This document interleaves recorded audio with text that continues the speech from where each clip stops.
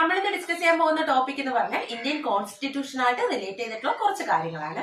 Indian constitution അഥവാ Indian ഭരണഘടന. നമുക്കറിയാം ഇന്ത്യൻ ഭരണഘടനയിലേക്ക് ഇൻക്ലൂഡ് ചെയ്തിട്ടുള്ള എല്ലാ ആശയങ്ങളും നമ്മുടെ സ്വന്തമല്ല, നമ്മൾ മറ്റുള്ള രാജ്യങ്ങളിൽ നിന്നും മറ്റും ഒക്കെ കടമെടുത്തിട്ടുള്ളതാണ്.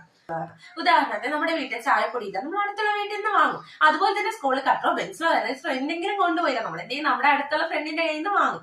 അപ്പൊ അതുപോലെ നമ്മുടെ ഭരണഘടനയിലെ ആശയങ്ങളും മറ്റുള്ള രാജ്യങ്ങളിൽ നിന്നും മറ്റും കടമെടുത്തിട്ടുള്ളതാണ്. സോ നമ്മൾ ഇന്ന് നോക്കാൻ പോകുന്നത് ഓസ്ട്രേലിയയിൽ നിന്ന് എന്തൊക്കെ ആശയങ്ങളാണ് നമ്മുടെ ഇന്ത്യയിലേക്ക് കടമെടുത്തത് അല്ലെങ്കിൽ ഇന്ത്യൻ ഭരണഘടനയിലേക്ക് കൂട്ടിച്ചേർത്തിട്ടുള്ളതെന്നാണ് നോക്കാൻ പോകുന്നത്. അതിനു മുന്നേ നമുക്ക് എന്താണ് ഭരണഘടനയെ കുറിച്ച് ചെറുതായിട്ടൊന്ന് നമുക്ക് എന്ത് ചെയ്യാം നോക്കാം. അതിനുശേഷം നമുക്ക് ഇതിലേക്ക് വരാം. ഓക്കെ, അപ്പോ 1946 ഡിസംബർ 6 ഭരണഘടന നിർമ്മാണ സഭ രൂപീകരിക്കുകയുണ്ട്. എന്തിനാണ്? അതിലൂടെ നമ്മുടെ ഭരണഘടനയുടെ നിർമ്മാണ പ്രവർത്തനം ആരംഭിക്കുന്നതിന് വേണ്ടിയിട്ട്. അതുപോലെ തന്നെ ഇതിന്റെ സമ്മേളനവും ഇതേ വർഷം ഇതേ മാസം തന്നെ നടന്നിട്ടുണ്ടായിരുന്നു. ഇതിന്റെ ഡേറ്റുകൾ തമ്മിൽ മാത്രമേ എന്തുള്ളൂ വ്യത്യാസമുള്ളൂ. അതായത് ഡിസംബർ 6 നമ്മുടെ ഭരണഘടന നിർമ്മാണ സഭ രൂപീകരിക്കും. ഡിസംബർ 9 ആയപ്പോഴത്തേനും എന്ത് ചെയ്തു? ഇതിന്റെ ആദ്യത്തെ സമ്മേളനവും നടക്കുകയുണ്ടായി. അപ്പൊ ശേഷം 2015 മുതൽ നവംബർ 26 ദേശീയ നിയമ ദിനമായിട്ടും അതുപോലെ തന്നെ ഭരണഘടനാ ദിനമായിട്ടും ആചരിച്ചു വരുന്നുണ്ട്. അപ്പോൾ നമ്മൾ ഭരണഘടന രൂപം കൊണ്ടത് മറ്റുള്ള കുറച്ച് കാര്യങ്ങൾ നമ്മൾ നോക്കി. ഇനി നമുക്ക് സബ്ജക്റ്റിലേക്ക് വരാം.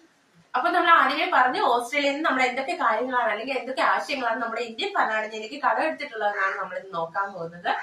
അപ്പൊ ആദ്യം വിചാരിക്കേണ്ട കാര്യം എന്ന് പറഞ്ഞാൽ ഒരാൾക്ക് ചെയ്യാൻ കഴിയുന്ന കാര്യങ്ങളല്ല അവിടെ നിന്ന് കടമെടുത്തിട്ടുള്ളത്. അത് രണ്ട് ഗവൺമെന്റിനും ചെയ്യാൻ കഴിയുന്ന കാര്യങ്ങൾ, കേന്ദ്ര ഗവൺമെന്റിനും സംസ്ഥാന ഗവൺമെന്റിനും രണ്ടുപേർക്കും ചെയ്യാൻ കഴിയുന്ന കാര്യങ്ങളാണ് നമ്മൾ ഓസ്ട്രേലിയയിൽ നിന്ന് കടമെടുത്തിട്ടുള്ളതെന്ന് ആദ്യം മനസ്സിലാക്കുക. അപ്പൊ ഇത് ഓർമ്മയിരിക്കുന്നതിന് വേണ്ടി നമുക്ക് ഓസ്ട്രേലിയയെ രണ്ടായിട്ട് ഡിവൈഡ് ചെയ്യാം. ഓസ്ട്ര എന്നും ലിയ എന്നും.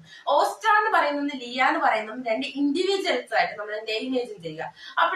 അപ്പൊ മനസ്സിലാക്കാൻ രണ്ടുപേർക്ക് ചെയ്യാൻ കഴിയുന്ന കാര്യങ്ങളാണ് നമ്മൾ ഓസ്ട്രേലിയയിൽ നിന്ന് എന്ത് ചെയ്തിട്ടുള്ളത്? കടമെടുത്തിട്ടുള്ളത്. ഓക്കെ, അപ്പോ ഇനി അത് ഒന്നാമതായിട്ട് കൺകറന്റ് ലിസ്റ്റ് ആണ്. കൺകറന്റ് ലിസ്റ്റിനെ നിയന്ത്രിക്കാൻ വേണ്ടിയിട്ട് നമ്മുടെ കേന്ദ്ര ഗവൺമെന്റിനും അതുപോലെ തന്നെ സംസ്ഥാന ഗവൺമെന്റിനും ഒരേപോലെ അധികാരമുണ്ട്. രണ്ടാമതായിട്ട് ട്രേഡ് ആൻഡ് കൊമേഴ്സ്. നമുക്കറിയാം വാണിജ്യ വ്യാപാരം ചെയ്യുന്നതിന് വേണ്ടി ഒരാൾ മാത്രം പോരല്ലോ, അപ്പൊ വാണിജ്യം ആൻഡ് വ്യാപാരം. അപ്പൊ മൂന്നാമതായിട്ട് സംയുക്ത സമ്മേളനം. ഇരു സഭകളും ചേർന്നിരിക്കുന്നതിനാണല്ലോ നമ്മൾ ജോയിന്റ് സിറ്റി എന്ന് പറയുന്നത്. അപ്പൊ ഇത് എളുപ്പത്തിൽ മനസ്സിലാക്കുന്നതിന് വേണ്ടി ഒരു ട്രിക്ക് ഞാൻ പറഞ്ഞുതരാം. ഓസ്ട്രേലിയൻ വ്യാപാരത്തിന് പോയ സംയുക്തയ്ക്ക് കണ്ടടിച്ചു. അതായത് ഓസ്ട്രേലിയ എന്ന് പറയുന്നത് നമ്മൾ ഓസ്ട്രേലിയയിൽ നിന്നാണല്ലോ നമ്മൾ ഈ ആശയങ്ങളൊക്കെ കടമെടുത്തത്. അത് ഓർക്കുന്നതിന് വേണ്ടിയാണ് ഓസ്ട്രേലിയ. വ്യാപാരത്തിന് പോയ വ്യാപാരം പ്ലസ് വാണിജ്യം, ഇത് രണ്ടും നമ്മൾ എന്താണ് അവിടെ നിന്ന് കടമെടുത്താണ്. അതുപോലെ സംയുക്തയ്ക്ക്